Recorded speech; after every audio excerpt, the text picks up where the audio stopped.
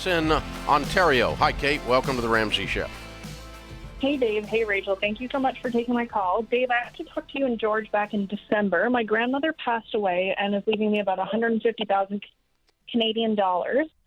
The probate period's ending. I'm probably going to receive the money at the end of the month, and I'm having a disagreement with my parents about what I would like to do with the money versus what they would like me to do with the money. I'd really like to honor both my grandparents and my parents. How old are you? And I'm just hoping for your advice. How old are you? Oh, I'm 30. Why do your parents get a vote in this? Well, they gave me $50,000, my husband $50,000, very generously when we bought our starter home. Did they give it to you, or did they loan it to you and say they get to tell you how to run your life after that? No, sir. They gave it to us as a very generous That's gift. sweet. That's sweet until they use that as the guilt trip ticket. So you should go ahead and continue to fully fund our emergency fund, which is about halfway there, and then put the rest towards our mortgage, which would pay about 80% of it down. There's two different things going on here, okay? You're asking me what to do with it, and you're discussing your parents wanting to tell you what to do with it. Those are two different subjects, okay? Okay. All right, Rachel? So, well, I'm curious, what do your parents want you to do? Because I just heard what you want to do. What do they want you to do? My parents want me to put it in retirement accounts, basically the Canadian equivalent of Roth and IRA, as well as do some home repairs. So what is it for you, Kate, though, that kind of back to Dave's question of that need to really feel the weight of what they're saying? Are they making you feel so guilty? Like why don't you just go and do what you want to do? They're not making me feel guilty. They're really wonderful people who have done a lot on their own, and they have really won with money and been great examples to me that I feel I should. But what you're suggesting you want to do with money is not dumb. Well, I didn't think so. Well, no, it's not. I mean, it's exactly what we teach, so obviously we think it's not dumb.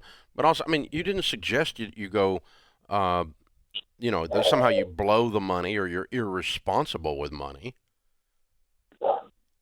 Okay, let me run a parallel for you, okay? This is how my mind works, and I can't help it. But, Rachel's little brother, Daniel, is 31, right? I don't know how old my brother is, but it sounds about right. Yeah. And so if he and his wife, Allison, got $150,000, I am very loud, I am very opinionated, and when it comes to this particular subject, I'm very right, okay?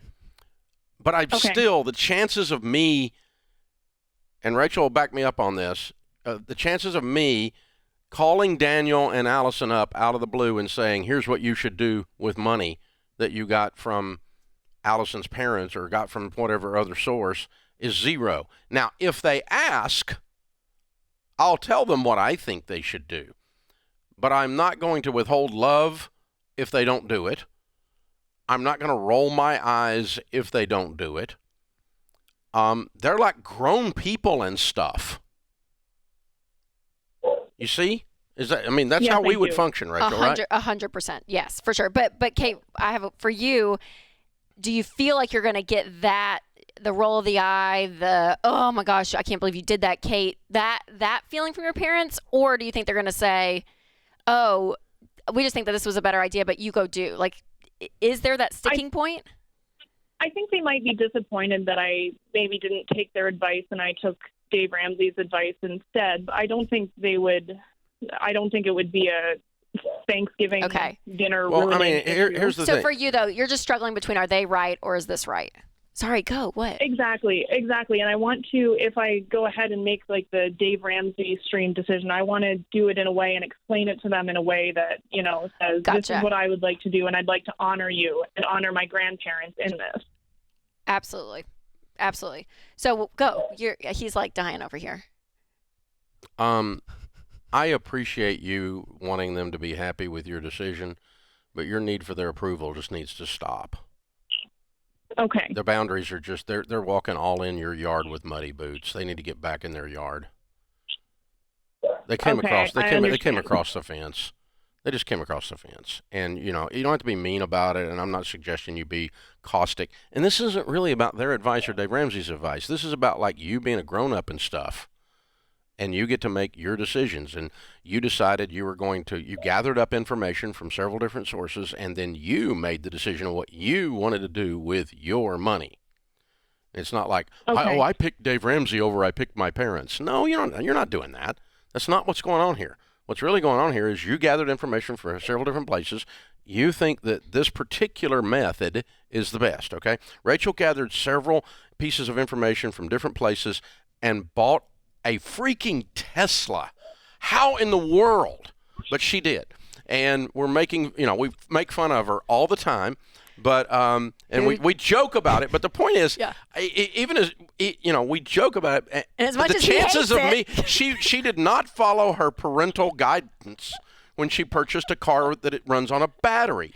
That her father would never do that. Not going to a gas and so, station. But all we have done is celebrate her, that she loves the car and joke about it. That's all we've done. Yes. There's been no me walking over in your boundary saying you shouldn't do that. That's a dumb idea. Stop being stupid. I never did any of that. No. But Kate, I would say when you explain it to your parents, because you're like, they're probably going to be disappointed. So yes, the boundaries is a whole issue. They shouldn't be disappointed. I know, I'm not disappointed that you bought a Tesla. I make fun of you, but I'm not disappointed. No, but Kate, I think too, to explain it to them though, like that your quickest way to honor them, honor your grandparents, all the language you're using, and to help you and your family win, you and your husband win with money, the fastest way to get from point A to point B of what you see is to have what's wise is an emergency fund in the bank, or having an emergency fund in the bank, paying off any debt that you have, being able to take some of that and pay off your mortgage, so that way you guys don't have a mortgage payment, so that you can invest in all that. Because their advice is not necessarily, it's not the order we would do it, but investing that money, it's not like they're giving you bad advice. You can invest that money and be totally great, Kate. But the steps before that and explaining to them like, hey, here's how I'm seeing it, to be wise to get to that point, and then I will be able to invest and have the margin to invest a lot. I think John Deloney would disagree with you. Really? To explain it to them? No, I think he would just say, listen, I appreciate your input.